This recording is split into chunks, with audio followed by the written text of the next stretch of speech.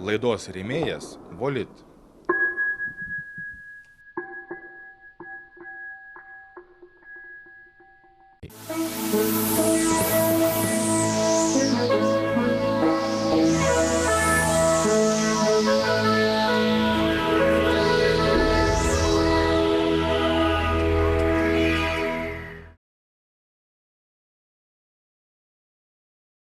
Sveiki, štai ir sulaukime Kalėdų ryto. Dabar Kalėdos vadinamos krikščioniška švente. Bet mūsų protėviai šią šventę minėjo dar prieš krikščionybės atėjimą į Lietuvos žemes. Senojo baltų tikėjimo sekėjai per Kalėdas švenčia Saulės atgimimą, pasaulio atgijimo pradžią. Mūsų protėviai tikėjo, kad šiuo laikotarpiu negalima buvo kirsti medžių, o jeigu kas išdrįsdavo tai padaryti, tai miške pasirodydavo žila moteriškė ir gailiai dejuodavo. Buvo tikima, kad tokios nukirstos malkos gali uždegti sodybą. Kalėdos yra šeimos šventė ir kiekviena šeima turi savus papročius, savas tradicijas. Viena iš tokių – prisiminti praėjusius metus, gražias akimirkas. Ta mes šiandien ir padarysime. Apžvelgsime praeinančių metų medžioklės. Gegužės pradžioje, o tiksliau nuo gegužės 15 prasideda stirninų medžioklės. Ilgi pasivaikščiojimai pamiškėmis ir kaip vienas medžiotojas sako, net senam vilkui stebinčios gyvūnus sukyla adrenalinas. Yra stirninas. Turėtų būti nesunku pažiūrėti. O, stovi. Nemedžiosimės jo. Apžiūrėjom. Turim tokių ne vieną savo plotuose.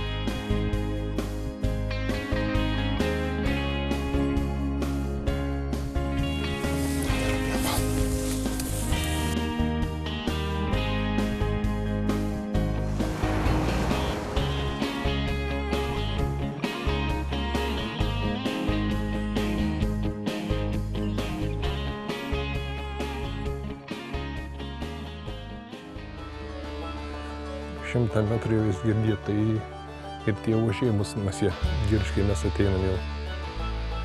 Nes jau tas dabar, kur nespėjom sušauti šiam, jau jis laukia, pasiruošęs buvo, ir ten dar kits šauki miške. Va, tiesiai žiūrėk, rūkė tame.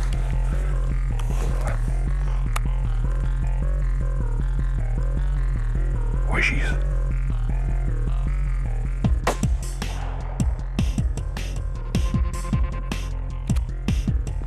Įsėda ar dar.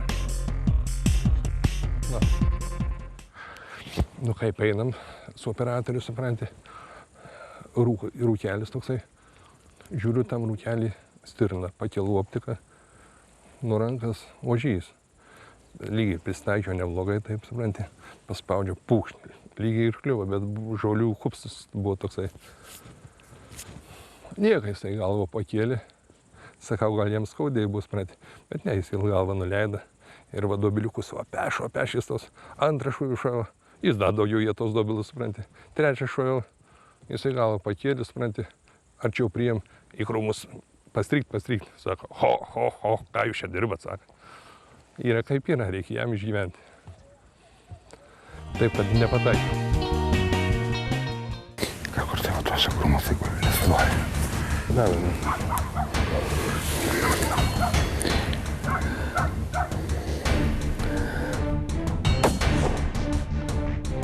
Yra. Šūvis geras. Šūvą dabar tur paimti surasti. Čia bus tas pats selekcinis. Nu tai gerai, tai dabar reikia kažkaip tai. Bet faktas, liudininkai yra. Atstumas buvo 205. Taip. Einam dabar vis tiek. Atstumas kapitalus, čia techniškai.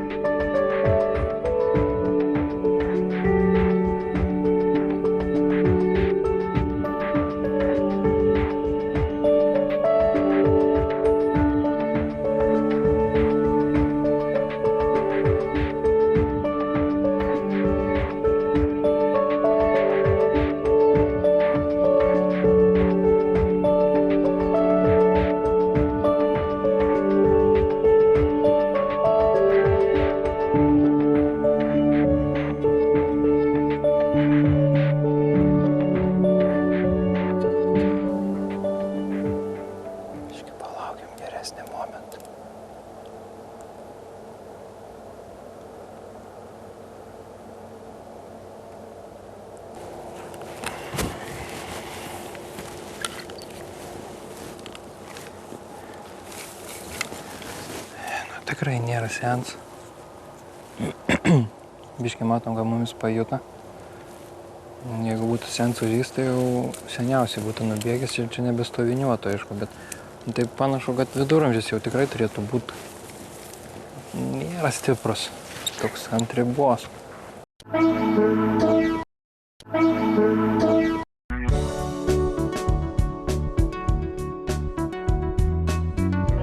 Naujai duris pravėrusi Volit parduotuvė kviečia pasinerti į naujų ir populiarių gamintojų siūlomą asortimentą. Patirkite tikros medžioklės jausmą iš naujo. Volit – ginklų ir medžioklės reikmenų profesionalas.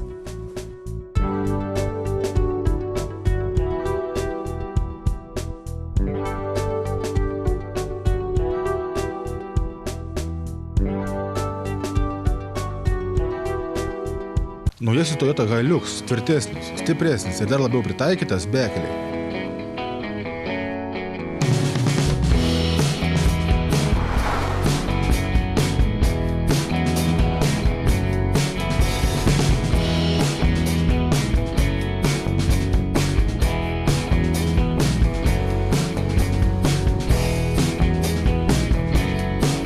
Toyota Hilux – tikro medžiotojo automobilis.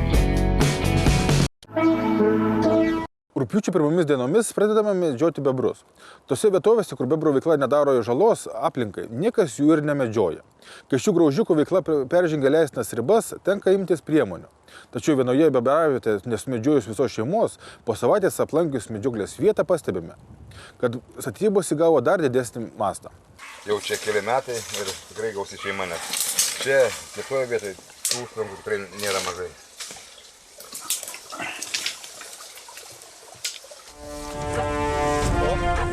O, čia jau kitas.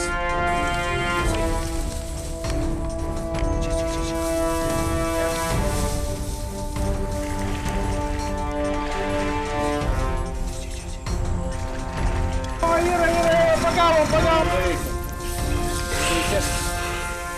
Ai, geras. Kur tau per klyną tokia neišlys? Tai vat, sumedžiojo jauniklį. Labai mažą. Įpusėjus rugpjūčiui prasideda karališkos medžioklės.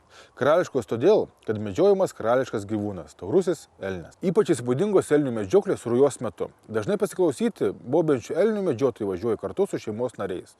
Tokios pasibuvimo miškuose neužmiršite visą gyvenimą.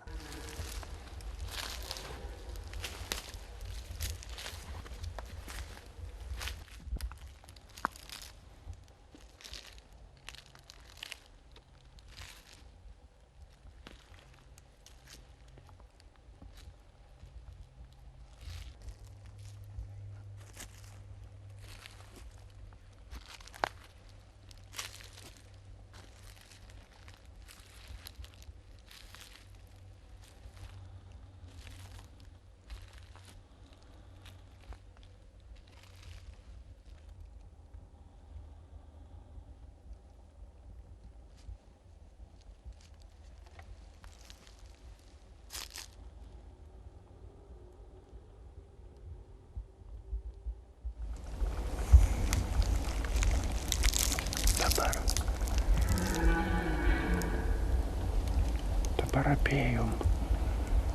Yra rytų vėjas ir apėjom. Mes dabar einam daugmaž iš vakarų eisim į rytų prieš vėją, kad neišgąsdinti. Bet yra blogai, nes jaunikliai jau mus mato.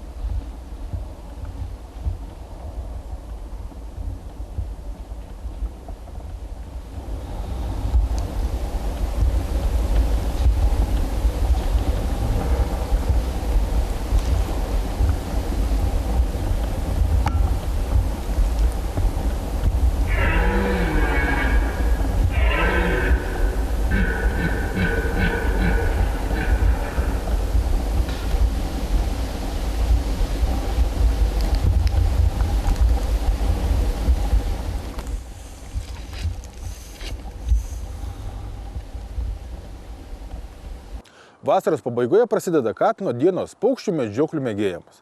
Dar prieš patekant saulį medžiotojai renkasi prie tvenkinių ir laukia kylančių ančių. Gerai išmokytas, gerai dirbantis paukštinis šuo tokiai medžiokliai suteikia išskirtinį žavesį.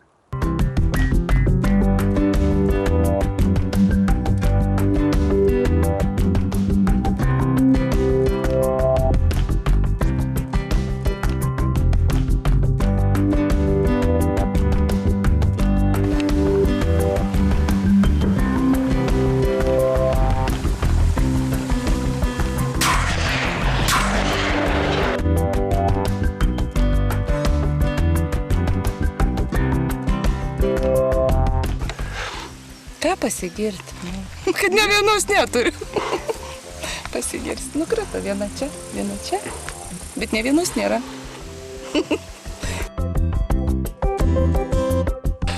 Gerai sekas, šitas užstojimas labiau užskaitau, antis kilo daug žemiau, bet, kolegom va sekasi, o va man, matomai truputį žvairuoja. Ką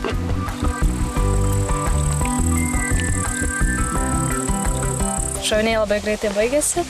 O draugė kaip treniruoji? Treniruoju. Irgi medžiotoja. Vežasi jau visur mane. Būsima medžiotoja. Tai žmonos įdarbina? Jo, kitaip vakarienis sakinėdus, jeigu neištrauksim.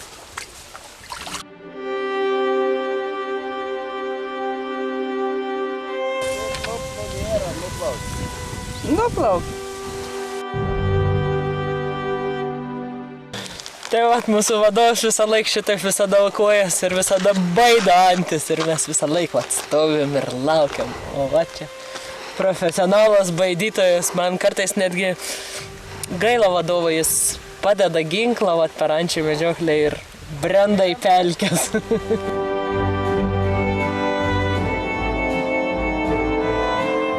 Mūsų didvyris.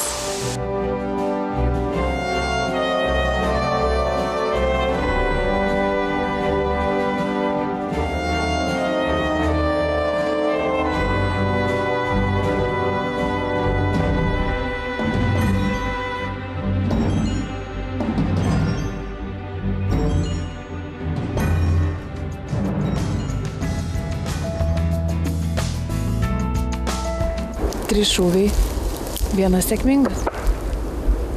Ir dar vieną eisim parsinešti. Kaimynų.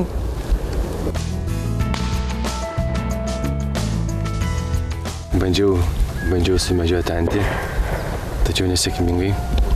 Kolegija iš kairės pavyko, džiaugiuosi už ją. Pirmas šūvis, pirma antis. Šį kartą aš sėdžiu ir laukiu.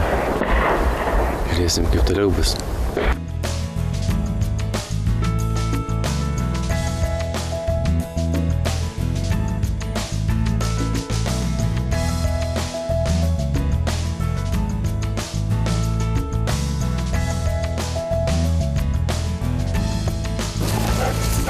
Ateik, Murziu. Ateik. Didžiulis. Antra antis šiandieną.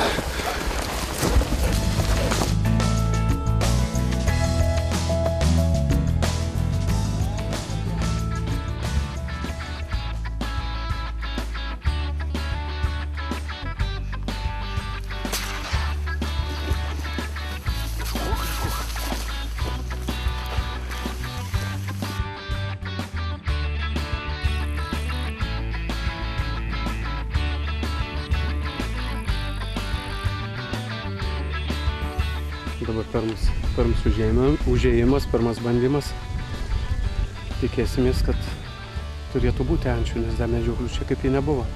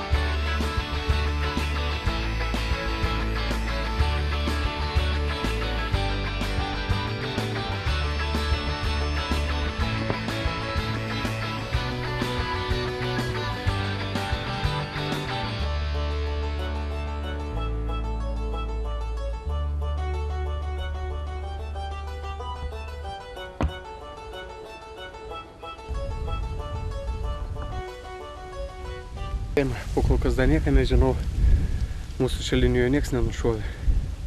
Šauti teko, bet dėja aukštai, per aukštai skrenda. Prūdas didelis, iki to pylimo kol atskrenda ir jau juos paėmė aukštį.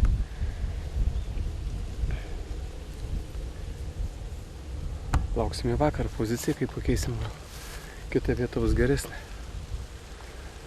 Čia varovai, bevarydami, surada. Kelionę po prisiminimų šalį baigsime medžioklėmis su varovais. Medžioklinio rago garsai, varovo šūkavimai miške, sausų šakų traškėjimas po kojomis, garsus šunų lojimas surado žvėrį, tai simfonija kiekvieno medžiotojo ausį.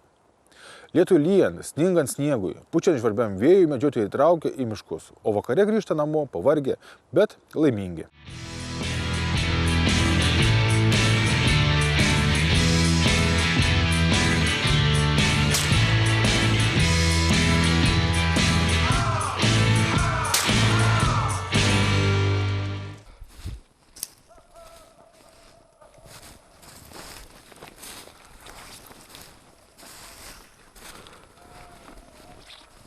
O, elnio patelė.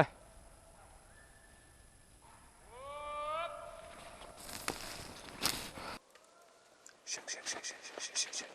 Va, matai. Peršauta yra. Peršauta.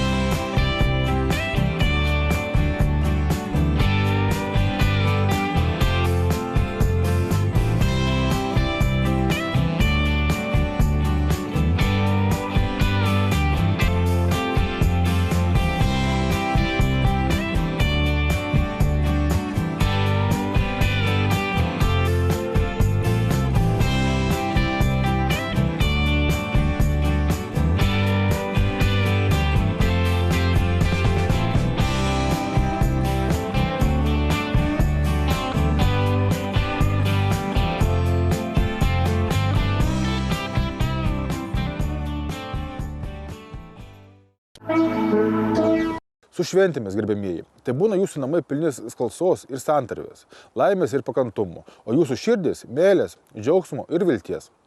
Priminsiu, kad laidas pažiūrėti galite svetainėje tauraragas.lt, Tauro Rago Facebook paskyroje arba portale LNK Go. Neplauku jums, netauku. Iki. Laidos rėmėjas Volit.